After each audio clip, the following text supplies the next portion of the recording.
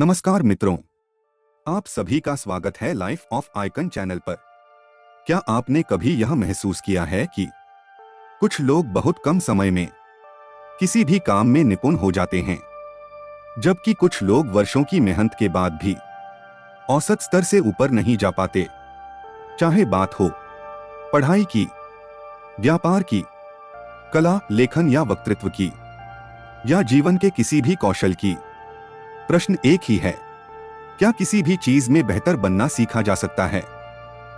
इस प्रश्न का उत्तर है हाँ।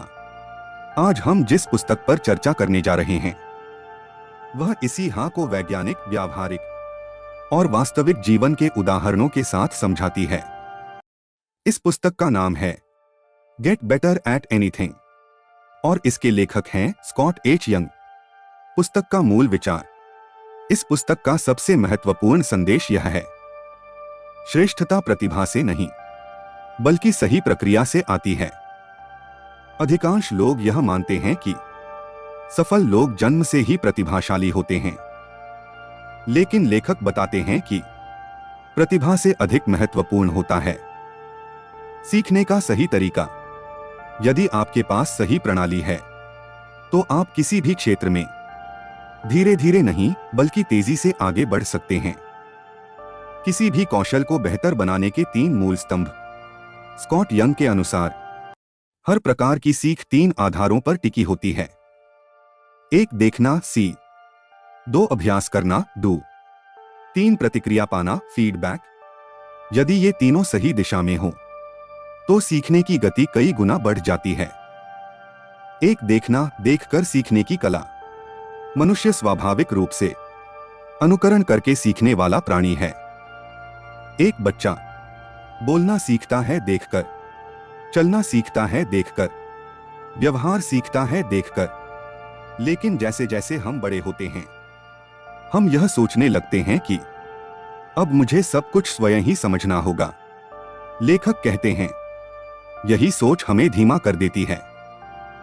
सच्चाई यह है, जो लोग सबसे तेजी से आगे बढ़ते हैं वे विशेषज्ञों को ध्यान से देखते हैं। वे केवल यह नहीं देखते कि कोई व्यक्ति क्या कर रहा है, बल्कि यह समझने की कोशिश करते हैं कि वह ऐसा क्यों और कैसे कर रहा है। उदाहरण, महान लेखक पुराने लेखकों की शैली का अध्ययन करते हैं। महान खिलाड़ी अपने खेल के दिग्गजों के खेल को बार बार देखते हैं।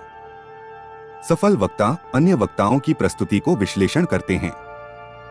देखना सीखने का सबसे तेज मार्ग है। आम गलती, अधिकांश लोग केवल परिणाम की नकल करना चाहते हैं, प्रक्रिया की नहीं। लोग सफलता देखते हैं, मेहनत नहीं देखते, अभ्यास की गहराई नहीं देखते। इसी कारण वे आगे नहीं बढ़ पाते। 2 अभ्यास, लेकिन सही अभ्यास। यह भाग अगले पार्ट में विस्तार से आएगा। लेखक स्पष्ट कहते हैं, केवल अभ्यास करना पर्याप्त नहीं है, सही तरीके से अभ्यास करना आवश्यक है। गलत अभ्यास आपको और अधिक गलतियों में फंसा सकता है। 2 अभ्यास, लेकिन सही अभ्यास, डू। अधिकांश लोग यह मानते हैं कि यदि वे किसी काम को बार बार करेंगे तो वे अपने आप उसमें बेहतर हो जाएंगे। लेकिन लेखक कहते हैं हर प्रकार का अभ्यास आपको बेहतर नहीं बनाता। यदि अभ्यास गलत दिशा में किया जाए तो वह आपको सिर्फ एक औसत व्यक्ति बना देता है, विशेषज्ञ नहीं। गलत अभ्यास की समस्या, मान लीजिए कोई व्यक्ति रोज गाड़ी चलाता है लेकिन नियमों को सुधारता नहीं, गलत आदतें ठीक नहीं करता, तो क्या वह बेहतरीन ड्राइवर बन जाएगा? नहीं, वह केवल वही गलतियां और मजबूत कर लेगा। इसी को लेखक कहते हैं गलत अभ्यास, गलत आदतों की मजबूती। सही अभ्यास क्या होता है? सही अभ्यास को लेखक जानबूझकर किया गया अभ्यास कहते हैं। इसके 4 मुख्य तत्व होते हैं। 1 लक्ष्य स्पष्ट होना, 2 कठिनाई का सही स्तर, 3 पूर्ण एकाग्रता, 4 तुरंत सुधार। 1 लक्ष्य स्पष्ट होना। अधिकांश लोग कहते हैं मैं अंग्रेजी सीख रहा हूं, मैं लिखना सीख रहा हूं, लेकिन यह लक्ष्य नहीं है। सही लक्ष्य होता है। आज 10 नए शब्दों का प्रयोग करूंगा। आज एक पैराग्राफ बिना गलती लिखूंगा। जब लक्ष्य स्पष्ट होता है तो मस्तिष्क जानता है कि किस दिशा में सुधार करना है। 2 कठिनाई का सही स्तर। लेखक कहते हैं, सीखने का सबसे अच्छा स्तर न बहुत आसान होता है न बहुत कठिन। यदि काम बहुत आसान है तो मस्तिष्क ऊब जाता है। यदि काम बहुत कठिन है तो मस्तिष्क हार मान लेता है। बीच का स्तर ही विकास का क्षेत्र होता है।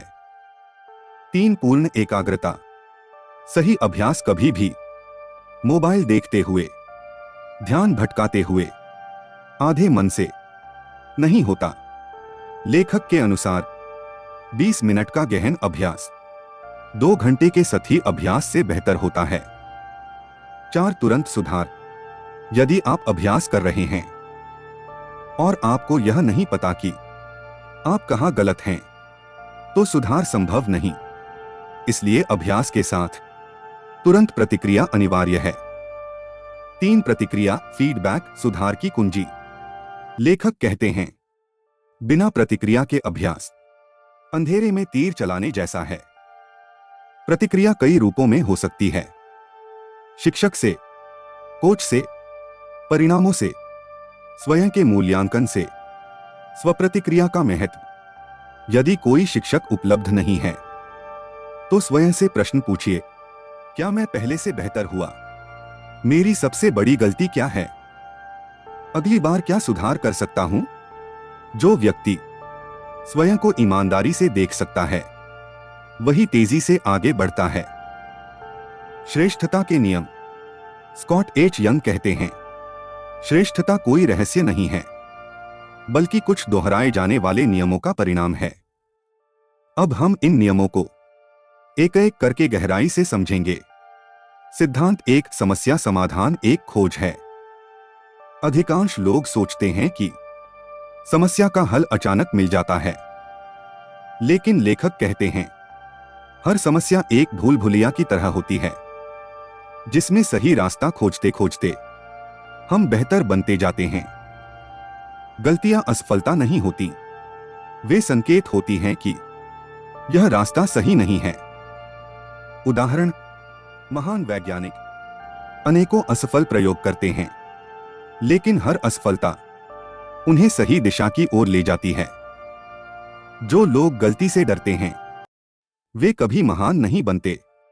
सिद्धांत 2, रचनात्मकता नकल से शुरू होती है। लोग सोचते हैं कि नकल करना गलत है, लेकिन लेखक कहते हैं, हर महान कलाकार पहले किसी का अनुकरण करता है। नकल का अर्थ चोरी नहीं है, बल्कि सीखने की पहली सीढ़ी है। उदाहरण, संगीतकार पहले पुराने गीत सीखते हैं, लेखक पहले महान लेखकों की शैली पढ़ते हैं, चित्रकार पहले क्लासिक पेंटिंग्स की नकल करते हैं। जब आधार मजबूत हो जाता है तभी मौलिकता जन्म लेती है। सिद्धांत 3, सफलता सबसे बड़ा शिक्षक है।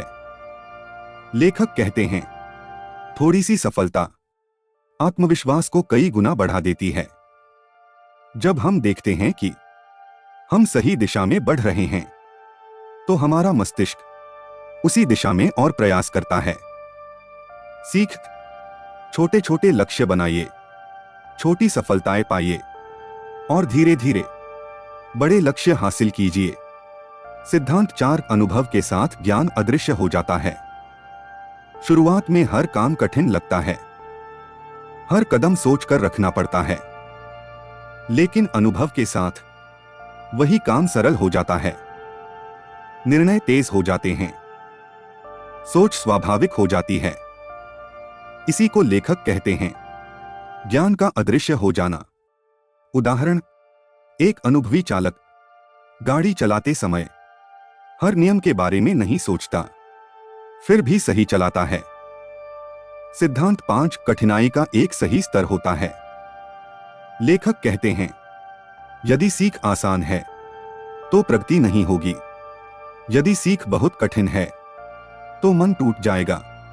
सीखने का सर्वोत्तम स्तर वह है जहां आपको थोड़ा संघर्ष करना पड़े, लेकिन आप हार न माने। सिद्धांत 6, पहले नकल फिर नवाचार। जो लोग शुरुआत में ही अलग बनने की कोशिश करते हैं वे अक्सर भ्रमित हो जाते हैं। लेखक का नियम है, पहले नियम सीखो फिर नियम तोड़ो। उदाहरण, हर महान खिलाड़ी पहले बुनियादी तकनीक सीखता है फिर अपनी शैली विकसित करता है। सिद्धांत 7, प्रयास से अधिक प्रतिक्रिया महत्वपूर्ण है। अधिकांश लोग कहते हैं मैं बहुत मेहनत कर रहा हूं, लेकिन लेखक पूछते हैं क्या आप सही दिशा में मेहनत कर रहे हैं? यदि मेहनत के साथ सही प्रतिक्रिया नहीं है तो प्रगति रुक जाती है। उदाहरण, एक छात्र रोज पढ़ाई करता है, लेकिन यदि उसे यह पता नहीं कि वह कहां गलत है तो अंक नहीं बढ़ेंगे। प्रतिक्रिया ही सुधार का मार्ग दिखाती है। सिद्धांत 8, जुनून से नहीं अभ्यास से आगे बढ़ते हैं। आजकल कहा जाता है अपने जुनून को खोजो, लेकिन लेखक कहते हैं जुनून शुरुआत में मदद करता है, लेकिन आगे ले जाने का काम अभ्यास और अनुशासन करता है। जुनून बदल सकता है, लेकिन अभ्यास आपको स्थिर रखता है। सच्चाई, अधिकांश सफल लोग शुरुआत में असाधारण जुनून से नहीं बल्कि नियमित अभ्यास से आगे बढ़े। सिद्धांत 9, पुरानी सोच को चुनौती दो। हम सभी के पास कुछ मान्यताएं होती हैं। मैं गणित में कमजोर हूं, मैं बोल नहीं सकता, यह मेरे बस की बात नहीं। लेखक कहते हैं सीखने की सबसे बड़ी बाधा हमारी अपनी सोच होती है। समाधान, अपनी सीमाओं को स्थायी सत्य मत मानिए, उन्हें केवल अस्थायी अवस्था समझिए। सिद्धांत 10, सिखाने से सीखना गहरा होता है। जब हम किसी को सिखाते हैं तो हमें अपनी समझ को और स्पष्ट करना पड़ता है। लेखक कहते हैं जो व्यक्ति सिखा सकता है वही वास्तव में समझता है। अभ्यास, जो कुछ आप सीख रहे हैं उसे किसी मित्र को समझाइए या स्वयं जोर से बोलकर बताइए। सिद्धांत 11, प्रगति को दिखाई देने योग्य बनाओ। यदि आप अपनी प्रगति को नाप नहीं सकते तो सुधार नहीं कर सकते। लेखक सलाह देते हैं लक्ष्य लिखिए, परिणाम दर्ज कीजिए, सुधार को मापिए। उदाहरण, रोज लिखे गए शब्द, रोज पढ़े गए पृष्ठ, रोज सुधारी गई गलतियां। छोटी जीतें बड़ी सफलता की नींव बनती हैं। सिद्धांत 12, ठहराव को स्वीकार करो। सीखने की प्रक्रिया में एक समय ऐसा आता है जब प्रगति रुक सी जाती है। इसे लेखक कहते हैं प्लेटो अवस्था। सच्चाई, ठहराव असफलता नहीं है बल्कि अगले स्तर की तैयारी है। जो व्यक्ति इस चरण में धैर्य रखता है वही आगे छलांग लगाता है। वास्तविक जीवन के उदाहरण, रियल लाइफ एग्जाम्पल्स। लेखक केवल सिद्धांत नहीं बताते बल्कि वास्तविक दुनिया से उदाहरण देकर समझाते हैं कि सीखने की प्रक्रिया कैसे काम करती है। उदाहरण, एक खेल और वीडियो गेम। शोध में पाया गया कि जो खिलाड़ी अनुभवी खिलाड़ियों के खेल को ध्यान से देखते हैं वे जल्दी बेहतर बनते हैं। वे केवल खेल नहीं देखते बल्कि यह समझते हैं कि कब क्या निर्णय लिया गया, गलती कहां हुई, सही समय पर कौन सा कदम उठाया गया। यही है देखकर सीखना। उदाहरण, 2 कलाकार और चित्रकार। महान चित्रकार सीधे अपनी कल्पना से महान नहीं बने। उन्होंने पहले पुराने महान चित्रों की नकल की, रेखाओं और रंगों को समझा, तकनीक पर पकड़ बनाई, फिर जाकर उनकी अपनी शैली विकसित हुई। उदाहरण, 3 लेखक और वक्ता। अच्छे लेखक रोज लिखते हैं, अपनी गलतियां खोजते हैं, प्रतिक्रिया लेते हैं। अच्छे वक्ता अपने भाषण रिकॉर्ड करते हैं, स्वयं को सुनते हैं, लगातार सुधार करते हैं। सीखने की एक सरल रूपरेखा। लेखक एक सरल ढांचा सुझाते हैं। चरण 1, मॉडल चुनें। जिस व्यक्ति जैसा आप बनना चाहते हैं उसका अध्ययन करें। चरण 2, छोटे हिस्सों में अभ्यास करें। पूरे कौशल को छोटे छोटे भागों में बांट दें। चरण 3, प्रतिक्रिया लें। हर अभ्यास के बाद स्वयं से या दूसरों से ईमानदार प्रतिक्रिया लें। चरण 4, सुधार करें। अगली बार सिर्फ एक चीज सुधारने पर ध्यान दें। दैनिक अभ्यास योजना, डेली प्रैक्टिस प्लान। लेखक कहते हैं सिर्फ 60 मिनट का सही अभ्यास जीवन बदल सकता है। आदर्श अभ्यास संरचना: 10 मिनट अवलोकन, 30 मिनट गहन अभ्यास, 10 मिनट प्रतिक्रिया, 10 मिनट सुधार की योजना। सीखने में आने वाली सामान्य बाधाएं: तुलना करना, दूसरों से तुलना सीखने की गति को मार देती है। पूर्णता की चाह, परफेक्ट होने की सोच प्रगति को रोक देती है। जल्दी परिणाम चाहना, सीखना समय मांगता है। मानसिकता जो आपको आगे बढ़ाए, सीखने को यात्रा समझें। गलतियों से डरे नहीं, निरंतरता बनाए रखें। लेखक कहते हैं जो व्यक्ति प्रक्रिया से प्रेम करता है वही परिणाम तक पहुंचता है। YouTube के लिए उपयोगी ढांचा: आप इस पुस्तक को YouTube पर इस प्रकार प्रस्तुत कर सकते हैं। पार्ट वाइज ऑडियो बुक, 12 नियम, अलग अलग video, real life application series, motivation plus learning combo. पुस्तक का समग्र संदेश: इस पुस्तक का सबसे बड़ा सत्य यह है, कोई भी व्यक्ति साधारण होकर भी असाधारण बन सकता है यदि वह सही तरीके से सीखना जानता हो। श्रेष्ठता किसी एक क्षेत्र तक सीमित नहीं होती। यदि आपने सीखने की कला सीख ली तो आप जीवन के हर क्षेत्र में लगातार आगे बढ़ सकते हैं। पूरी पुस्तक का सार एक नजर में। देखकर सीखो। विशेषज्ञों का अवलोकन सीखने का सबसे तेज मार्ग है। सही अभ्यास करो, लंबा अभ्यास नहीं। गहन और लक्ष्य आधारित अभ्यास जरूरी है। प्रतिक्रिया लो, प्रतिक्रिया के बिना सुधार संभव नहीं। 12 सिद्धांतों का संक्षिप्त सार: 1 समस्या समाधान एक खोज है। 2 रचनात्मकता नकल से शुरू होती है। 3 सफलता सबसे बड़ा शिक्षक है। 4 अनुभव के साथ ज्ञान अदृश्य हो जाता है। 5 कठिनाई का सही स्तर जरूरी है। 6 पहले नकल फिर नवाचार। 7 प्रयास से अधिक प्रतिक्रिया महत्वपूर्ण है। 8 जुनून नहीं, अभ्यास आगे ले जाता है। 9 पुरानी सोच को चुनौती दो, सिखाने से सीख गहरी होती है। 1 प्रगति को मापने योग्य बनाओ। 1 ठहराव को स्वीकार करो। यह पुस्तक हमें क्या सिखाती है? सीखना कोई जन्मजात गुण नहीं है। हर कौशल सीखा जा सकता है। औसत बने रहना कोई मजबूरी नहीं है। सुधार एक प्रक्रिया है, चमत्कार नहीं। जीवन में लागू करने का मंत्र: आज से आप बस 3 काम शुरू कर दें। 1 रोज किसी विशेषज्ञ को ध्यान से देखिए। 2 रोज कम समय लेकिन पूरा ध्यान लगाकर अभ्यास कीजिए। 3 रोज अपनी गलती खोजिए और सुधार की योजना बनाइए। यही 3 आदतें आपको भीड़ से अलग कर देंगी।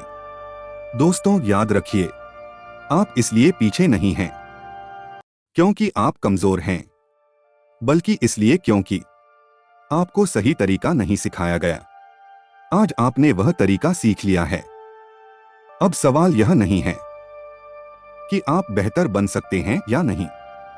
सवाल यह है, क्या आप आज से अभ्यास शुरू करेंगे? यदि आपको यह पूरी श्रृंखला उपयोगी लगी हो, वीडियो को लाइक करें, चैनल लाइफ ऑफ आइकन को सब्सक्राइब करें, कमेंट में लिखें मैं बेहतर बनूंगा, और इस वीडियो को उस व्यक्ति के साथ जरूर साझा करें जो अपने जीवन में आगे बढ़ना चाहता है। जो व्यक्ति सीखना नहीं छोड़ता वह कभी पीछे नहीं रहता।